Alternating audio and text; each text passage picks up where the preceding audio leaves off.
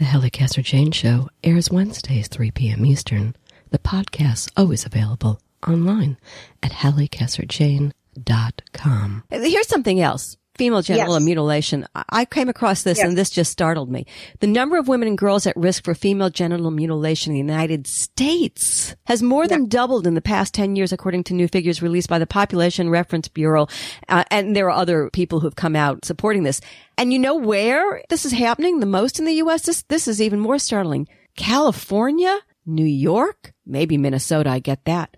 What's going on here? This is terrifying to me. I can't say I know all the answers, except that I think there are communities that come to the United States and bring the cultural norms that they lived with for many, many years. And we haven't done a good enough job to figure out how to partner with those communities and really create the change that is needed.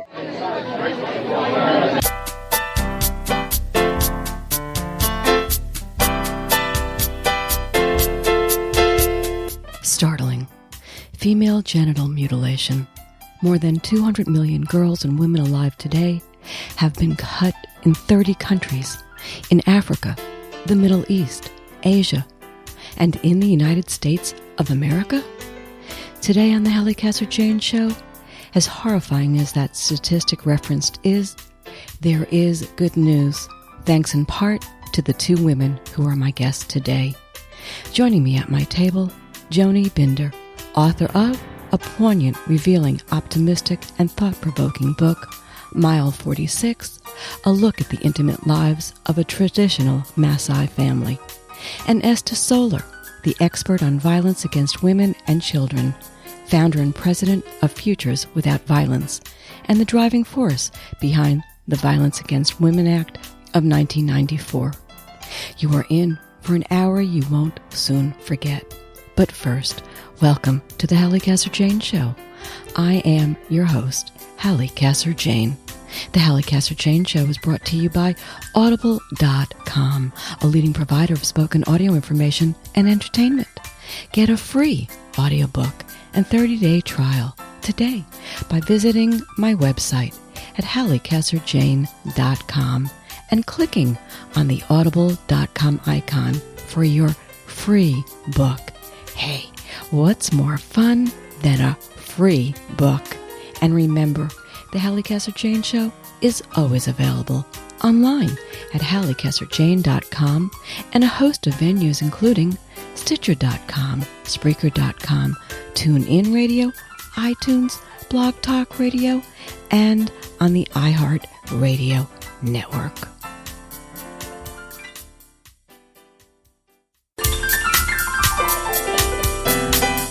Born in Los Angeles, a fourth-generation Californian, Joni Binder grew up in the land of artists, dreamers, and sunshine. Leaving the sun-bleached sands of her youth behind, Joni transplanted to the grit and hard-edged reality of New York and Columbia University. She earned her BFA in photography from California Institute of the Arts, where she now serves as a trustee. It was while she was at Cal Arts that Joni enrolled in a study abroad program in Kenya, where she became fluent in Swahili. It is about her time in Kenya, Africa, where she traveled extensively and where she lived for several weeks with the Maasai family, that is the source of the story chronicled in her new book, Mile 46, Face to Face in Maasailand, which is a fascinating photographic and literary memoir, as fascinating as the woman you are about to meet.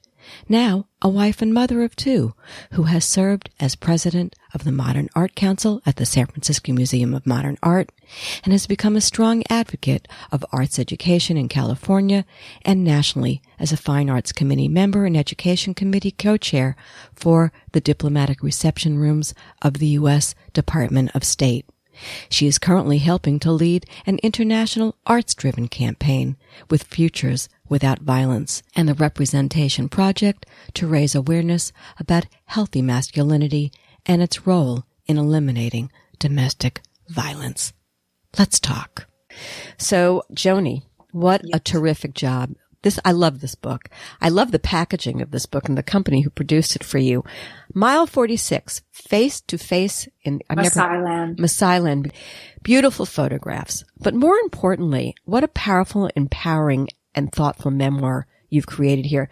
So let's get to the beginning of all of this. I'm always interested in what gets a person to travel to Africa. And how did the calling come to a young college student, Joni? Tell us that story. Oh, well, I grew up in Los Angeles and I had mad wanderlust because it's such a car culture, and it's so far away from anything else. And so my friends and I would always pile into our cars and take off for places. And I just had a thirst for that. And I saved money and I traveled when I graduated from high school. So by the time I got to college and I was studying some world music and had done a little bit of traveling, but mostly Europe and Mexico and sort of the easier spots, I just found that spot on the map and found a way to get there. And that was that. And that was that. I mean, personally, I don't think anyone's quite prepared for what they meet, though, when they do get there. I remember the first time I landed in Africa and just a plane over the Entebbe airport, and seeing the water and oh my God, it's a startling place to arrive at. Do you recall those first impressions you had? I absolutely do. I mean, I was so young, right? And I was so... You were what, 21 at the time? Were you 21? I was 21. Yeah. Yeah, but hopeful and optimistic. And I think I've retained some of that. I hope so. I think so. But certainly when I landed, I felt there was, what's that syndrome called? Do you know where they call it when people land in Jerusalem or Florence and they shake when they hit the ground and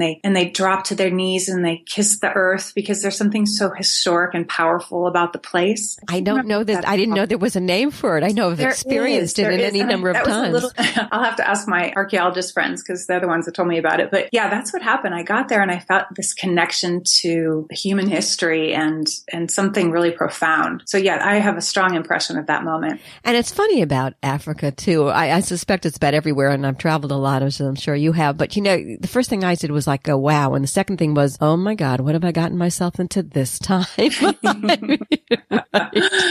Yeah. But then you just plow through it, right? I mean, oh, absolutely. Listen, I was a war correspondent. I don't know about you, but I mean, there's nothing that, you just go forward and that's what you do. But you were 21 years old at the time, and right. and it's a critical to your experience. So to tell us how long you were there, let's set the story up. What were you traveling there for in the first place, and how long you wound up living with the Maasai? Because let's just get a background picture going. Sure. So it started, like I said before, as a little bit spinning the globe and seeing where my finger landed. I knew I wanted to go to Africa. I'd been studying African music and also along with North Indian music and other things. And I just loved the feel of that. And I loved the freedom, I think, of being 21. And I had a little fender bender in my car and had a little extra cash because I went to the cheaper place to get it fixed than I was supposed to. And I said to my parents, I want to go to Africa. I went over to UCLA and they had a room full of catalogs of school programs. I picked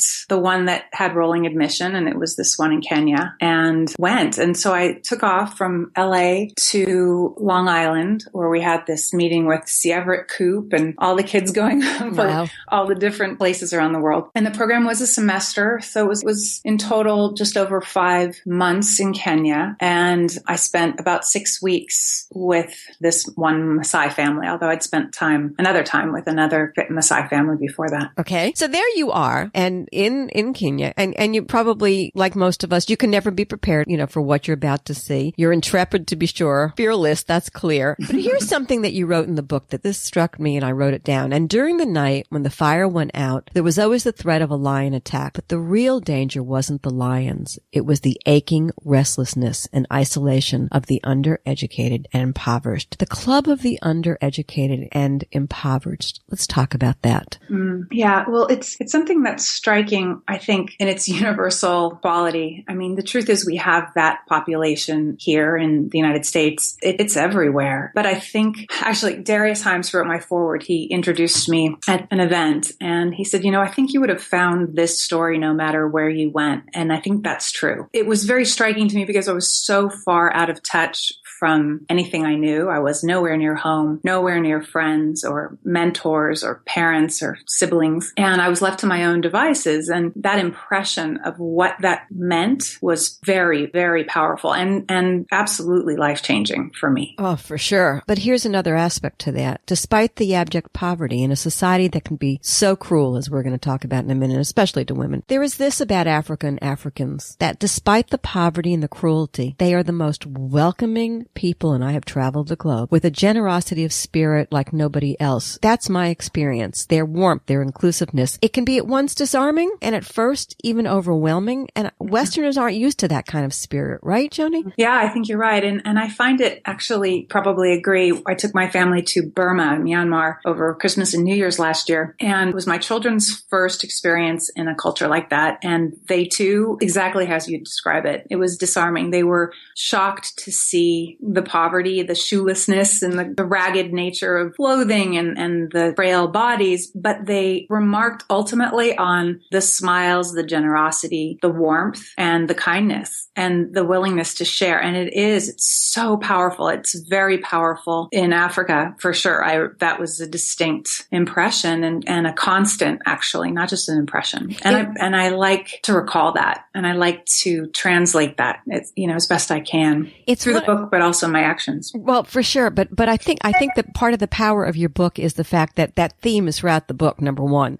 Mm-hmm. And number two is this. It maybe says something about where we are in this country, because, if you go to any third world country, no matter how bad the politics are, or women's rights, any of the trouble that might be there, what you do discover there is that warmth. It's a naivete, I think, in a sense, not as exposed as Americans or Europeans are these days. And it's a part of the world that I wish we could get back. Mm-hmm. So when I'm picking up your book and reading it, mm-hmm. I felt it. It warmed my heart. I was back where I wanted to be, in a kinder, gentler place in some aspects than we know. No, it's quite a contrast, that spectrum from that welcome that we feel as Westerners. We're just as exotic in some ways to them as perhaps they are to us, although I hate that word. But, in terms of something new and something that brings out our best behavior. But at the same time, to your point, if we were born Maasai girls and lived that life, or frankly, I could name 3 cultures where the lives of women are not nearly up to human scale. Like, they're not living as complete women, citizens, or women. And that part is really heart-wrenching. Right. Yes. So one of the things I think that the book brings to light is, a lot of people are coming up to me and they're saying, "Oh, I loved your book. And I've been to Kenya and I've visited Maasailand and da-da-da-da." And I'm like, yeah, well, the one first impression, right? But just like if you stay anywhere for a longer amount of time, or you live with a family, when the guards go down, things start to look a lot different. Absolutely. No question about it. But it is interesting, I think, to note that. And let me also say that Mile 46 is also an adventure story. Who could put that down? Oh, thank you. I started reading that thing and I went, boom, that's it. Never went to sleep. Just kept going till I got it to the end. Tell people what Mile 46 is a reference to, though. Yeah, sure. So where I lived was, really the middle of nowhere.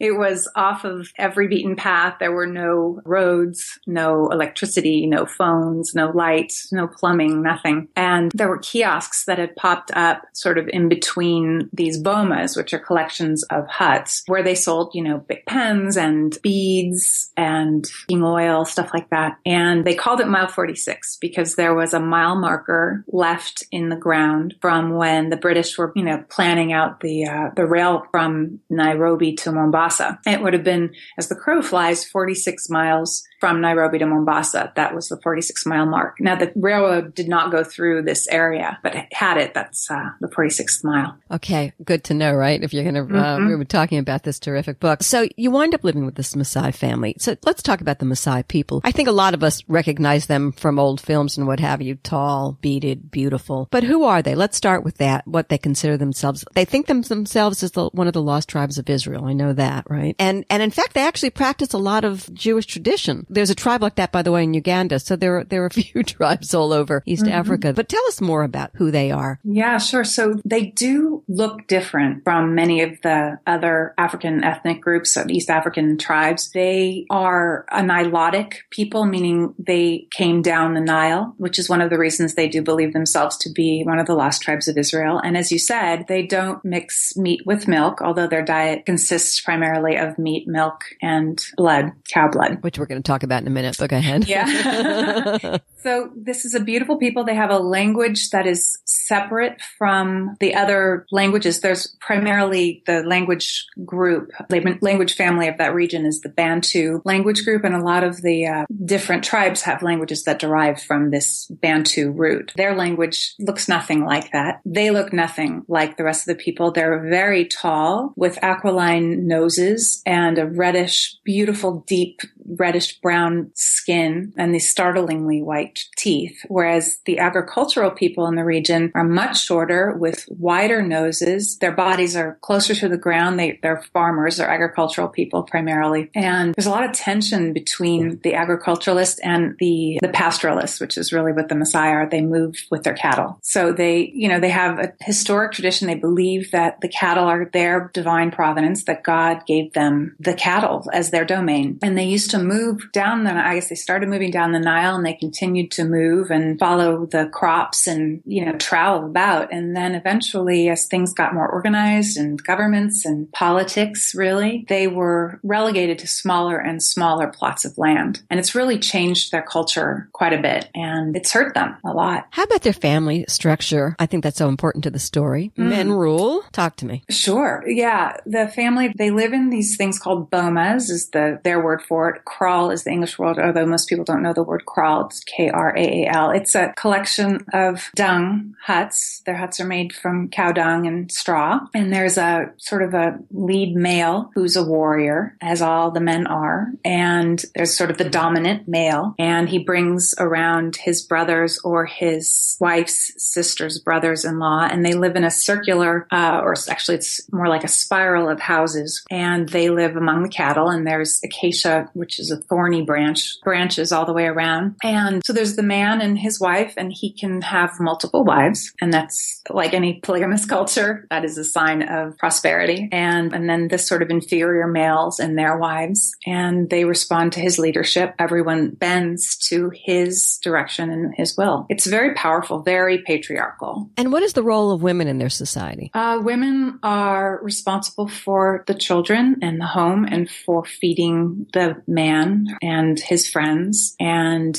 that is about it, having children and pleasing the men. It's a very, very secondary role in that society. And before we go further down the road of the woman's role in that, I want to talk to you about this. They, as you said, they are meat and milk and blood eaters. You once had to drink blood, yes, from a goat. Well, it's funny because believe it or not, I was a vegetarian. So I was pretty clever. And when the blood was offered to me, they slaughtered a goat in my honor when I arrived. And they don't waste a thing. I mean, they popped out those warm kidneys and they handed them to the kids. They threw the intestines to the dogs. Like, they don't waste a bit. But the blood, yeah, they offered me blood. And I demurred, saying that really I wanted to make sure that the warriors had their strength. And I got a lot of very approving head nods. Grateful men. I just wasn't going to do it. I couldn't do it. I think it's fascinating, right? And you were quick on your feet on that one. I don't know if I would have been that clever. I bet you would.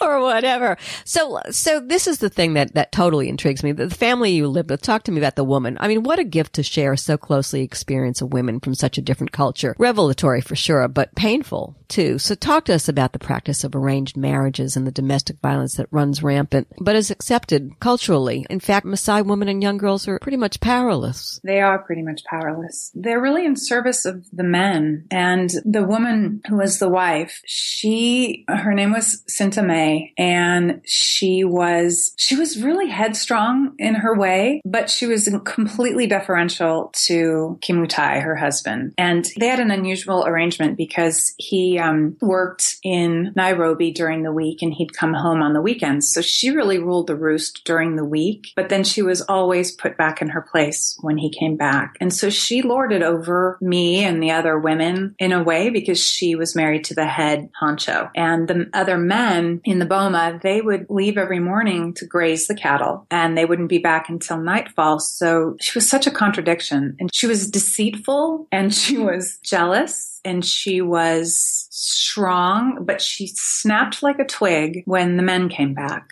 It was very interesting to watch that. Well, the way that the society is set up, all women are the enemy, right? Yeah, oh yeah. Well, sure, with polygamy, I think unless you're just extremely easygoing, any woman, any single woman certainly is a threat. And they aren't kind to widows either. I mean, it's just tough. It's just tough. And girls aren't raised in a way that we would consider loving. I mean, they're extra hands at best, burdens at worst. So within that culture, there is this other thing. It's called female circumcision. For those who might not know, I can't imagine, but you just never know. Tell us about the ritual itself and its purpose. So what the Maasai believe is that all children are born sort of philosophically sexless, that they're sort of all just kids. I mean, yes, they're female and male, but they're all just kids until they become men and women. And the way that a young boy becomes a man is he is circumcised. And it's just as if you hear, except you're doing it at 12, 13, 14 years old. And it's done without anesthetic. And it's done very publicly. So the boys have it one way. The girls have it a different way. I don't know if I can say this word, their clitoris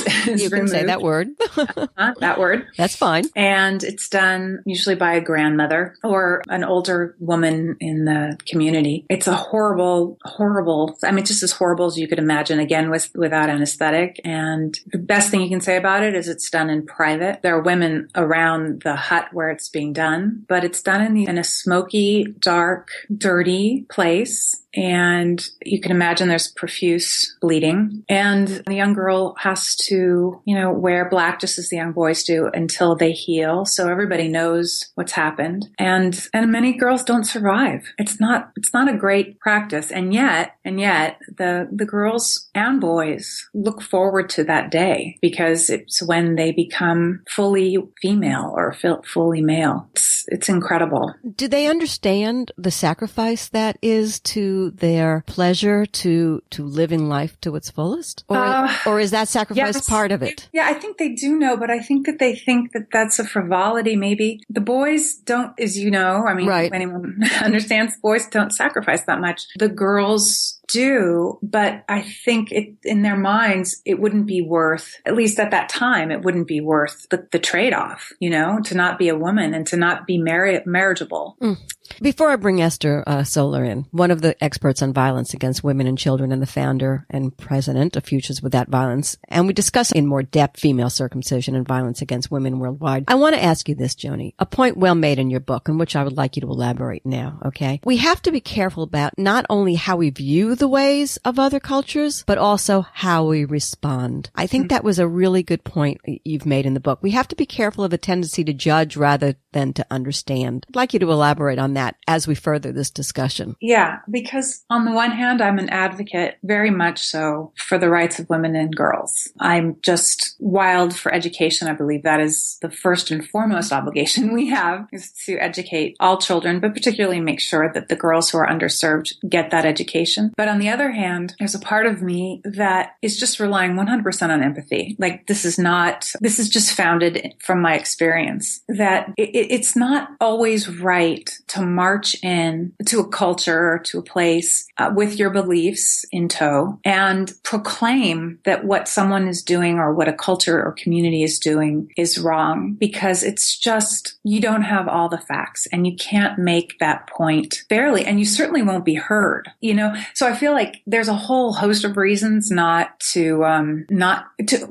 sensitivity first, but also just practical reasons where if you want to affect change, or if you believe that change is imperative, the way to affect it is to first be a listener before you start your talking and before you start your action. Because there aren't always ways to reconcile every point, but there certainly are better ways to achieve reconciliation through communication, sharing, and respect. We're not going to get there if we don't start with the listening. And I think there's another point to be made, and I found this to be true. Part of the work that I do in Uganda is we've been building a technical training school, because these kids going to college, what's the point? Unless they're going to be professional at something, correct? Because where are they going to practice? I mean, there is that. So to give them a skill as they go forward in life, to sew, to this, that's a very meaningful, important contribution to who they can become as effective adult human beings. That being said, I want to ask you about this, or I want to state this on my point of view and hear what you have to say. And that is, we have to be very careful how we impose our ways on other cultures, because we can actually risk something else here, which is demanding a rapid change to a society that just isn't ready for it yet. In itself can be something that's very dangerous. And I know, I watch these people, the NGOs, run in with all of their whatever, they got their ideas and they're told, and just, I'm not so sure we can do that all the time without causing more problems than are there in the first place. What are your thoughts? I agree with you 110%. I absolutely agree with you. And you see it time and time again, and everyone's well-meaning. Yes. I mean, I don't mean to say that, you don't want to slap anybody for wanting to help. But at the same time, you hear these stories of everything from church groups and school groups going and building schools, and they don't know how to build. And so the poor local people have to go and take everything down and relay the bricks, and it becomes more of a hassle. And that's the innocent, laughable story. It can be far more devastating. It can be done on a corporate level. It can be done by NGOs. And I mean, I just couldn't agree with you more there. It can't be scorched earth. You're going to have to spend some time listening, learning, and adapting your beliefs and your well-meaningness, I guess, with what is really actually on the ground and what people have to live with and what you'll leave in your wake. I mean, those are all really important factors. And, coming now living in the Bay Area, and there's so many, people establishing foundations, all these .com people that want to fix everything that's broken. And, there's an app for that or whatever. And they're working on scarce information, Yeah. And it's very dangerous. And I've seen it with even groups that I've traveled with when I go over there, and sometimes my eyes roll, because you cannot be that righteous. That's right. You just cannot be that righteous, because you know what? We can empathize, but we can't walk in their shoes, or their lack of thereof. Right. Okay. You're absolutely right. You are listening to the Halli Casser-Jayne Show. My guests today are author of Mile 46, Face to Face in Maasailand, Joni Binder, and the president and founder of Futures Without Violence, Esta Soler. We'll be back in a minute. Stay with us. Hi. This is Halli Casser-Jayne. Are you enjoying the show? I hope so. And I hope that you'll tell your friends about it and help us grow our family. How can you help? That's easy. Share the link to the show with your friends or my show's player. And I would love it even more if you'd recommend they visit my website at hallicasserjayne.com. I look forward to seeing all of you there. I want to bring Esta Soler into the conversation, a little bit about Miss Soler. An expert on violence against women and children, Esta Soler founded Futures Without Violence over 30 years ago and transformed it into one of the world's leading violence prevention agencies. Futures Without Violence has set the pace for innovative educational programs, public education campaigns, policy development, and leadership training designed to prevent and end violence against women and children worldwide. Under Soler's direction, Futures Without Violence was a driving force behind passage of the Violence Against Women Act of 1994, the nation's first comprehensive federal response to the violence that plagues families and communities. Now, she is committed to passage of the International Violence Against Women Act to prevent gender-based violence on a global scale. Soler's many awards include a Kellogg Foundation National Leadership Fellowship, a Koret Israel Prize, and a University of California Public Health Heroes Award.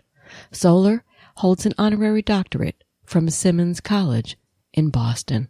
Let's talk. What a pleasure to have you here, Esta. Joni's book has given us a perfect opportunity to talk about violence against women.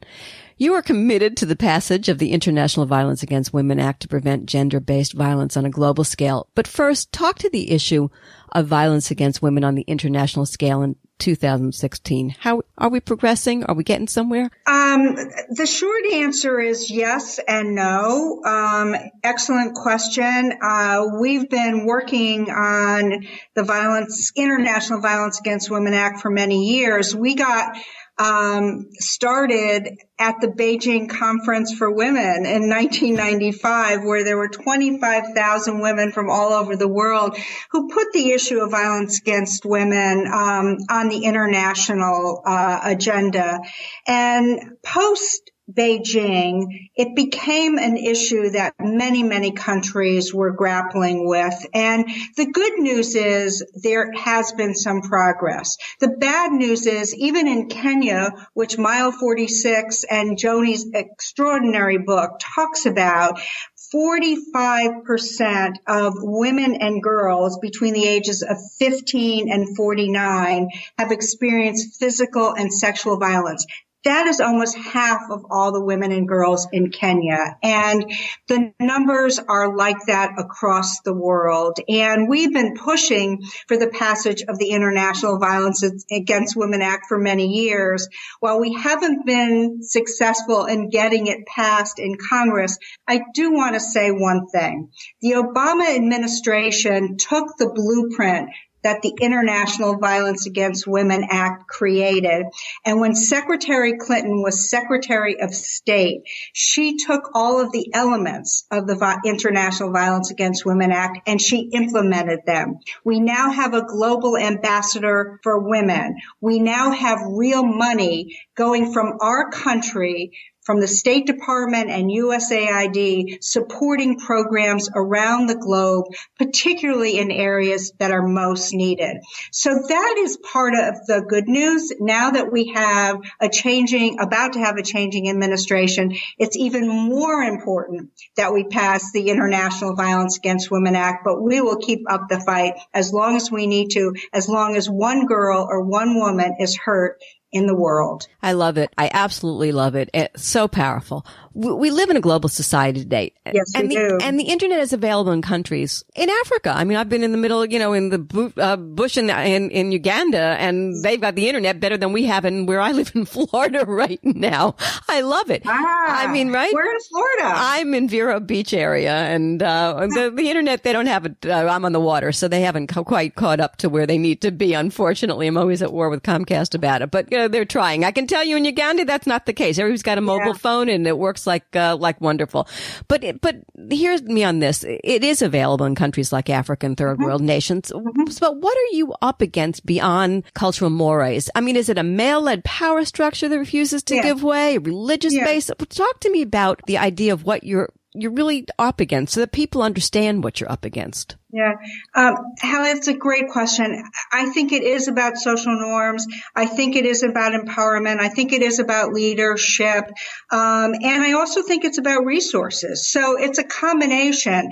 Joni's book talked about female genital mutilation, and she talked about it. It was over Joni, how many years ago, were you, did you? 28. 28 years ago. And so, female genital mutilation in Kenya, for example, has gone down. It was like 37%, I believe, in 1998, but it's still 27% in 2008 and 2009. So, we need changing leaders. We need men to step up more powerfully and be partners with women who are organizing around changing norms and who are organizing programs in country. And I think you'll see increasing, the numbers are going to keep getting better.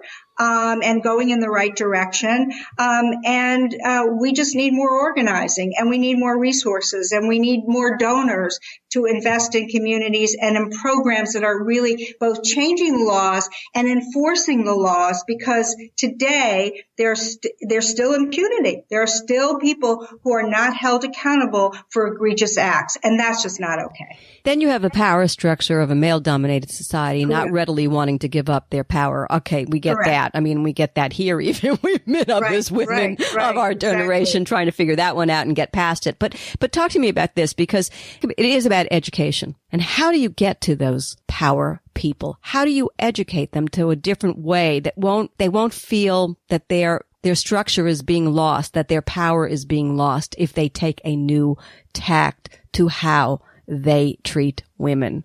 How do we get there? Well, that's a hard one.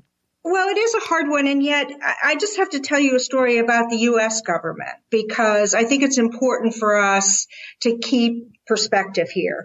When I was in my 30s and walking the halls of Congress, trying to pass the first bill that would address violence against women and violence in the family in the U.S. in 1984. And we had members of our Congress who were supportive. And what I found out when that bill was being debated on the floor, some of the members of Congress who were supporting it came over to me and said, "You're not going to believe what my colleagues are telling me." And I said, well, tell me what they're telling you so I can believe it or not believe it. And they said, "You know what they called the first bill to end violence against women and kids in America in 1984? The Take the Fun Out of Marriage Act." And that was in the U.S. Congress in 1984. Yeah. And so to the extent that we have our own power structure in the United States that has kept this issue from not being completely solved, I want to make sure that we keep that context and that story in our hearts and minds, because it's not just over there where there are problems. There are problems here as well. Right. And we need to partner. And there are extraordinary women activists around the world who are really changing the conversation. And I remember after those horrific rapes in India, and I saw pictures on the front page of the New York Times, and I saw as many young men standing in solidarity with women. And I said, change is going to happen. Well, yeah, it may be a little slower than we might want, but change is, but change is going to happen. I'm an optimist. I have to just tell you that, full disclosure. My dad joined one club in his life. It was the Optimist Club. I can't make that stuff up. Well, I think that's the only way that you get to do what you do and be as successful as you are at doing what you do. And what would we do without you, Esta? But Joni, talk to me about this. Did your experience in Kenya give you a clue as to what women are up against? Is their greatest enemy, and maybe you might want to join in on this, Esta, in a minute too, is their greatest enemy themselves? They don't know any better. They're beaten down to having no sense of self. There's a resignation. Maybe if you don't know that there's a different way, that this doesn't have to be your fate, you can't fight it. So you know what I'm saying, Esta? Joni, talk to me.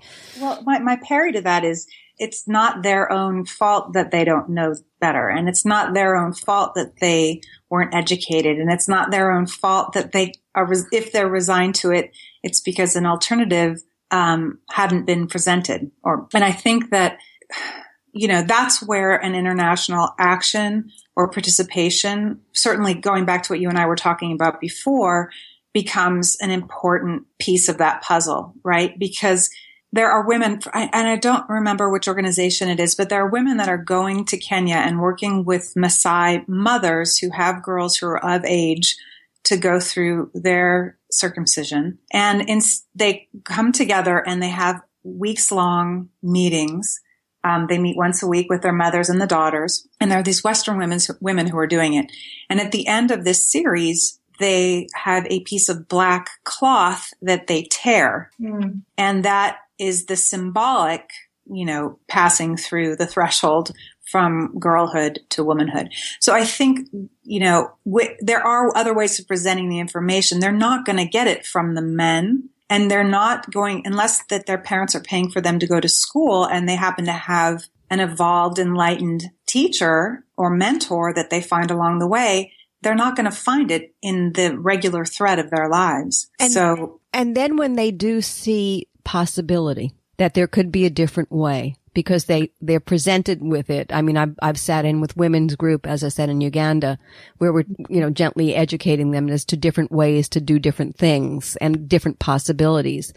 The fear that you see in their eyes about the possibility even of thinking it could be different can be overwhelming. A quick story. I ran across a story that I had a woman in Uganda whose father had taken a second wife and made that his main wife, completely discarded his other children, which is very typical, by the way, of what happens there. And then the only father that they've ever known kind of throws them, goodbye, good luck, or whatever. She took off for the city and said, I know that there's a better way. She'd been around enough to know that there could be an alternative. So she goes, and her father finds her and beats the out of her, which is the day after I found her, and she was just about half dead.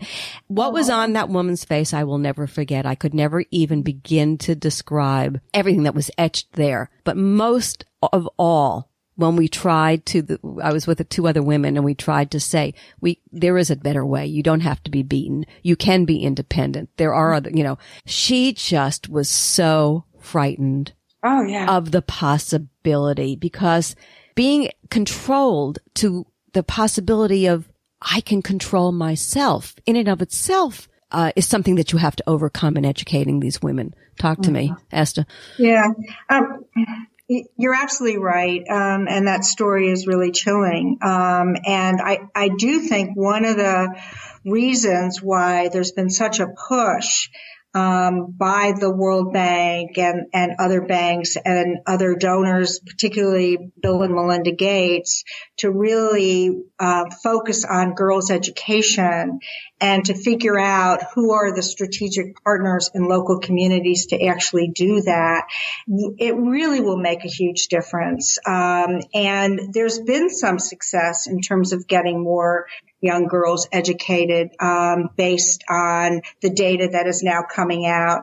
And the other thing you said that I think is really, really important is the use of the internet in really creating the possibility of norm-changing campaigns and using mobile, using radio, using anything we have at our disposal to actually create different kinds of message that are part of the surround sound. So if we can educate more girls, and we're moving in the right direction, we have to continuously make sure that our government, as well as other governments, are keeping the pressure on. We will, again, over time, start seeing some change. And the other piece of it that we're particularly concerned about is that without educating our girls and without creating the stability that pathway creates, we create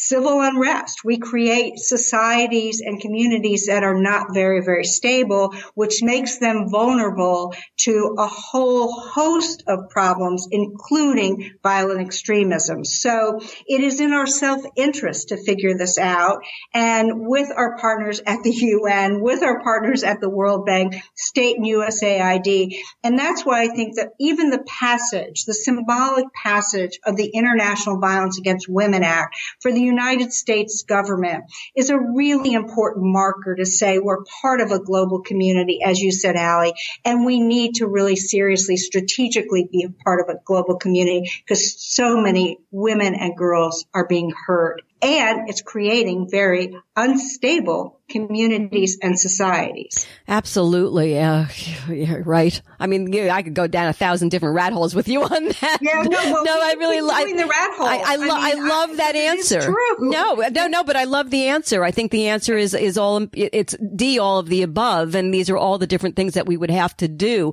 Certainly the United States in a role as affecting change, being the leader in that change would certainly take it, a long way for other governments to get it. The thought that crossed the piece that you said in there about destabilizing even governments over something like this, this is what we're up against now. And so it really is a fine line we have to walk. And it ain't no easy, high wire to walk right now. And I think it's a really important message that we have to get out there, because it's not just it is our collective. It is politically important, because the cost of not doing something about it and creating all these vulnerable, unstable communities is we have a new enemy out there, and it's violent extremism, right. And it gets married to the instability, to these vulnerable communities. Absolutely. And we have to be careful about it. Yeah, no question. Here's something else. Female genital mutilation. I came across this and this just startled me. The number of women and girls at risk for female genital mutilation in the United States. I know, what? Because it's more. Let me finish this. Has more than doubled in the past 10 years, according to new figures released by the Population Reference Bureau. And there are other people who've come out supporting this. And you know where this is happening the most in the U.S.? This is even more startling. California, New York, maybe Minnesota. I get that. What's going on here? This is terrifying to me. I'll give it to you, Esta. Well, I can't say I know all the answers, except that I think there are communities that come to the United States and bring the cultural norms that they lived with for many, many years. And we haven't done a good enough job to figure out how to partner with those communities and really create the change that is needed. We did have And so I think that's what's happening. I think there are more communities here who have brought that tradition and that cultural norm. And the other piece of this is we really haven't been talking about it in the media. So I'm really glad you raised it, but we need more coverage. I have found over the years, if we can get on the front page of the Washington Post and the New York Times and other places and on your show, et cetera, we have a better opportunity to create interest in trying to figure out how to deal with this problem. And without that, it becomes a problem that's very contained, not really known, and a couple studies come out, but nobody's really covered it. I don't think people know what you just talked about. I think I'm a fairly educated and informed person because of what I do. I did not know this. And this has shocked me. And this is something I want to work on, because I think this is just ridiculous that this is not on the front page of the New York Times, as you say, or the Washington Post, or, the LA papers. I mean, this is just nuts to me. Unbelievable. Joni, you were witness to all of this, to the rituals. Mm-hmm. Yeah. Right? Indeed. Yeah. There's another side to this. You as a young woman being exposed to this. How did that affect you? And how can that emotion and intellectual change that you had to embrace in order to deal with that, to accept that that is a part of life that you knew nothing about, how can you use that to go forward? Certainly your book goes a long way in helping people educated, but talk to me about your personal experience, because I've not run across that personally, and I don't know how I would respond to having that happen so close to me. Well, before I left, and I talk about this in the book, before I ever went, I had just learned about it. I mean, it was really as shocking to me as the news you just shared with us about California and New York. Like, that really stops me in my tracks. Right. So I'm 21 and I hear about this, and I am strident, and I have all the confidence and conviction of youth. Mm-hmm. And I'm saying, I'm going to go and I'm going to stop this. Right. And if you recall in the book, I talk about the young man I met with before I left saying, you don't know anything. You can't waltz in there and, discount their generations long tradition, et cetera, et cetera. So I went in already understanding that it was a very conflicted and very complicated issue. So when I got there, I had this, like the angel and the devil on my shoulder, right? I mean, I hear these different voices, and I had a relationship already with the young girl, there, T, and just about her anticipation about her event, her ceremony. And so I understood the value to the culture, and it still rattled me. But on that same day, there was a wedding, right? And this young girl who couldn't lift her eyes, who was taking inch-long steps from her boma to the boma of her groom. And I mean, all of these young girls in that very, subjugated place in that community, it was so in conflict and so in contrast to everything that I was and how I'd grown up. And so there was just so much to process, and I've continued to process from that day through the writing of the book and in this conversation. And I do hope what Esta was saying, what you're saying, Halli, it just that maybe we take this, this little meeting of the minds today and spark a larger conversation. Because to me, learning what you just said, I mean, I suppose I could have imagined that might have been because we have immigration from cultures where this happens. But actually hearing that, it's a little startling and a little, I feel like we can affect more change here because there are more examples of life going on without it. I think the more that we can go back to the native countries too. Right. Well, first of all, I think the more that we know, obviously, the more we may disagree with, the more we can affect change. I mean, if we don't know, right, Esta? And it's not out there for the people to see. There is no change. It just remains. Right. So acknowledging the reality of it in and of itself sets off that whole, chain of events that's gonna, change the where it's going and how it's gone to something new and different in the future, which is so much of the work, by the way, that Esta does. Bless you. Bless you. Bless you. Because that's, that's true. And you have to partner with media partners, the Center for Investigative Reporting, NPR. I mean, we have a lot of really wonderful media partners too that can amplify the story. Yeah, and I think that's critical. Let's take it to the political a little bit more here, because I want a point that Joni had made, a tendency to think that our way is the best way. We talked a little bit about this before you came in on the conversation. Mm-hmm. But Joni, you say that such thinking is what gives groups like Boko Haram and ISIS the conviction and motivation to do what they do. I'd like to elaborate. I'd like to hear what both of you have to say about that, because again, we're talking about walking a very fine line here in how we affect change and what could be some negative, repercussions of what we do. You want to start with that, Joni, and then Esta can put her 2 cents in? Yeah, sure. I mean, I think it actually flows from what Esta was talking about before, which was, you upset a structure and then there is an equal and opposite reaction, right? And so as things, whether they destabilize in a familial or community way or more broadly through a region, there are people who want to hold onto power. I think we see that everywhere. And when you look at Boko Haram or at Al-Shabaab, which is, in Ethiopia above Kenya, there is this desire to return to things from a very, rudimentary place, like the original writings of the conversations that the Prophet Muhammad had or that Jesus had or whatever, where you take things to that extreme where you're going back thousands of years and you want, that's the world that you want to exist. A woman's place in that world, it certainly doesn't look like it does now. And, walking that line in how do you empower communities and women and girls and educate the girls and the women and hope that those things stick and that there's some support with the partners, with the male partners and with government partners and with religious leaders and with community leaders and teachers. I mean, it's a complex web. But it's like everything. I don't know if there's a sweeping change that can be made. I think it's one of those things where you have to acknowledge each success every time, a girl doesn't have to go through FGM, or every time a girl gets an education, or every time a new school is built and it maintains. Those are all wins. And cumulatively, and when they happen throughout different communities and they branch out, that gives us a lot more to work with. And the awareness is key and the commitment is key. Esther, do you have anything you want to say on that? Yeah, I want to go back to, yes,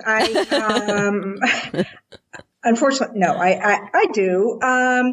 what we know, unfortunately, is that rape has been used as a tool of war in many, many situations, and we're seeing it now in bold relief. It was certainly used in World War II, as we know. And we've also learned that when we looked at what was happening in the Congo, that child soldiers who were recruited to commit horrific acts were also themselves raped. And they then perpetrated rapes when they got older. So it's a very vicious cycle. And we know that young kids who are exposed to horrific violence, who are sexually assaulted, both girls and boys, they manifest that behavior differently when they become adults. But we also have to have a way of interrupting. Once we know the child soldier in the Congo was raped brutally as a young boy, not to do anything to heal that young soul and just allow that pain and anger to fester is also part of the problem. So we need a very holistic approach to the issue of how we're going to get back in there and really try to repair these societies that are on the fringe of really doing horrific. It's not the societies doing it, but actors in these communities that are doing horrific acts of violence to young people. Because if we don't heal them, if we don't heal what's going on in the camps right now, we will see it again 20 years from now, and it will be something very, very different. So just wanted to put that in context. Because rape has been used as a tool of war forever. I agree with you. Absolutely. And here's another thing. I read this today in the Washington Post. This blew me away. Boko Haram, when the girls are come back, they're not being treated like victims. They're being ostracized in their communities. Yes. And I think that is something else that happens here that maybe we want to touch on just briefly, which is something we're fighting. Yeah. And we're fighting the same thing here. Yes, we're fighting it there. They are ostracized. But when a young girl is raped on our high school campuses, and she then seeks redress, and it is potentially a very complicated issue for her as well, because it is people in the community start taking sides for the boys and the girls. And so I just want to keep bringing us back to the fact there's so much work that we haven't gotten right either here. And yes, so many of the young girls who are being sexually assaulted in our high school classes are being ostracized when they come forward and ask for help in the United States as we're sitting here talking. And so we have a big problem in the world. Right. I'm so glad. I'm so glad that you keep bringing it back to us. I think that's so. Well, I just it's want right. Not You're to right. say it's the other. No, it isn't. Yeah, exactly. We got to do it all around the world, but we have so much work to do in the U.S. as well. So Esta, cut to the chase for me. What can women of the world do to help other women at home and abroad living under this violence? Congress needs to enact legislation. The three of us certainly are on the same page on that. Yeah. But we as women, what role can we have as individual women in fomenting change? I think that if we can name concepts for women to embrace who might be, then maybe they will embrace it and it won't be left up to you and organizations like you, but individual women also, crying out, we need to change some things here. We really need to. One is, yes, we do need to enact, I have to say it. I'm a political person, the International Violence Against Women Act. We also there are so many extraordinary organizations around the world creating great change, and it's really easy to donate. Little money really goes a long way to a number of NGOs that are out there. And so I would really encourage that. I would also, given that we're on a radio show, people should write about it. They should talk about it. There are wonderful activist journalists around the world telling these stories, and we all need to come together to amplify it. Whether we do it on our Facebook page, our link, our Twitter, whatever we can do, because we are now more connected than ever through mobile and through the internet. We need to spread good work, and we need to let people know when there's a crisis. And so I think those three things help us pass some good piece of legislation, give some money. It works. I really encourage that, and also amplify the story. So Esta, if you could, Yes. if bring it back to domestic violence, so much has changed and so much hasn't. We've just made that point. If one wish could be met on your list that would impact the end of violence against women, what would that wish be? Has anybody asked you? I would love to know what your thoughts are. Oh, if I could have just one thing. One wish? Yeah. If I could just have, if I know this could be impactful, if. Yeah, no, but I think my one wish is to reach if you're talking about in the U.S., but I think I'm also talking about if we can reach every young person and give them the tools, both educate them, but also give them the tools to engage in healthy relationships and create a new norm. That's my one wish. I love it. I love it. Joni, you took everything that a young college student learned on a brief exchange trip to Africa, a trip fraught with the good, the bad, the ugly, and sometimes funny, as told, and I want to hawk her book for her, beautiful book, Mile 46. You turned your experience into something positive and both enlightening and educational to share with your sisters and brothers around the world. The last word of your book startled me. Do you know what the last word of your book is? It starts with an R. Yeah. Pretty good. Rectify. To rectify, remedy, cure, fix, repair, resolve. Yeah. Your last thoughts as we wind this conversation down. Look, I want to say that whoever's listening, hopefully this has sparked an ember that was already there, or, given oxygen to that ember, or maybe sparked something new to think about. I think to what Esta said, I would make that same wish. I think relationships and the communication piece are so important because the world, it does get better if we're all, moving towards the positive and moving towards healing and moving towards doing good. And I hope people feel some inspiration to participate in the collective good. I've been speaking with Joni Binder, author of Mile 46, Face to Face in Maasailand. For more information about Joni Binder, visit her website at jonibinder.com.